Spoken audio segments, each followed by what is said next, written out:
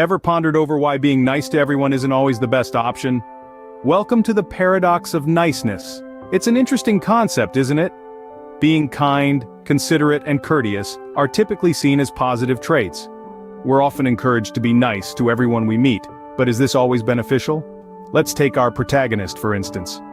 They're the epitome of niceness, always going out of their way to help others, often at the expense of their own needs. They believe that being nice is the right way to be, the only way to be. However, this excessive niceness begins to take a toll. They're left feeling drained, unappreciated, and sometimes even taken advantage of. This is the paradox. Their virtue becomes their burden. The very trait they thought would bring them happiness and acceptance instead leads to dissatisfaction and resentment. So, what happens when niceness becomes a burden rather than a virtue? Our protagonist's life takes a turn when they stumble upon an unexpected situation. A day like any other, with the usual routine, but something was about to shift. An overly generous spirit, our protagonist found themselves agreeing to an unreasonable request from a coworker. The task was far beyond their job description, and the deadline was frankly unrealistic. Yet, they said yes, for fear of disappointing.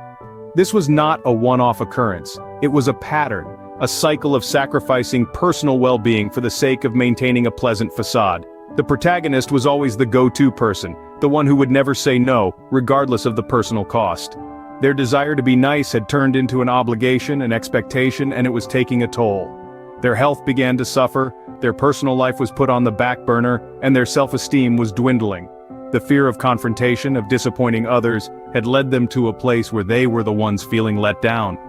It was becoming clear that their constant niceness was not only affecting them, but also creating an imbalance in their relationships.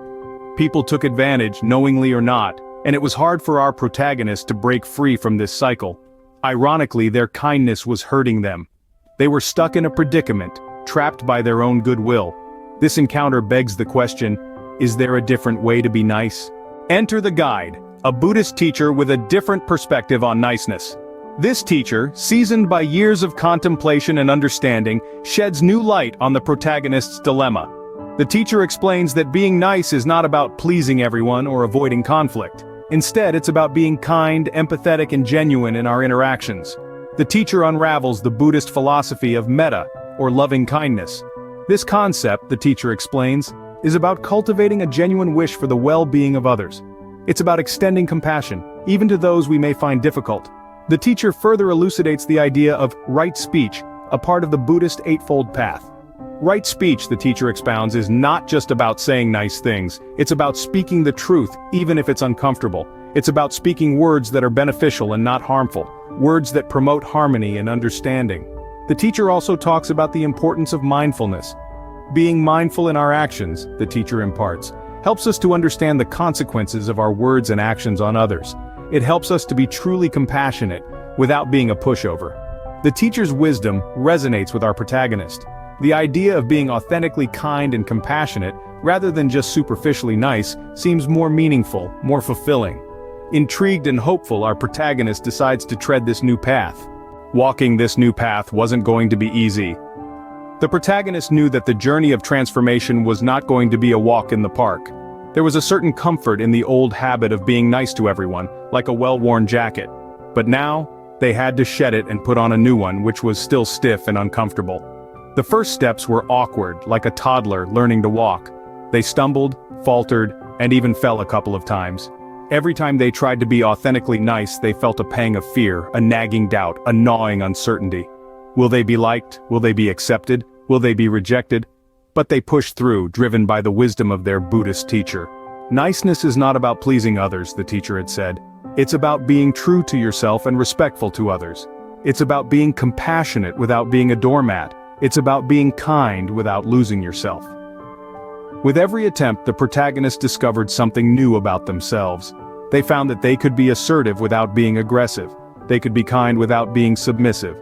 They could be compassionate without being exploited. They could say no without feeling guilty.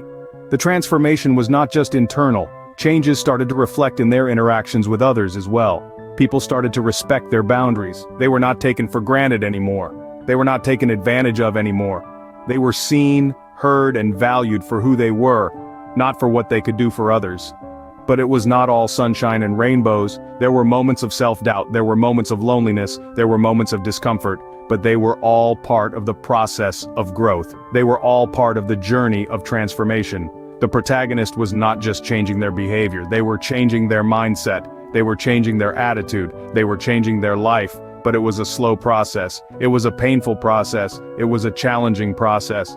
Despite the hurdles, the protagonist remained steadfast. They had come too far to turn back now, they had learned too much to go back to their old ways.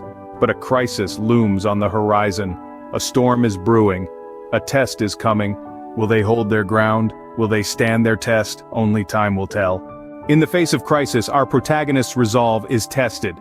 Remember, our protagonist, once a people-pleaser, has begun a journey of transformation, guided by Buddhist wisdom. But now, he finds himself in a situation that threatens to undo all his progress. He's confronted with a situation where being overly nice is the easy path. It's a familiar scene, a friend asking a favor that he doesn't have the time or energy for. The old him would have said yes without a second thought, prioritizing others over his own well-being. But he's learned that this isn't always the best approach. He feels the tug of his old habits, the urge to comply, to avoid conflict. But he also remembers his teacher's words. Compassion does not mean always saying yes, it means understanding both your own needs and the needs of others. He takes a deep breath.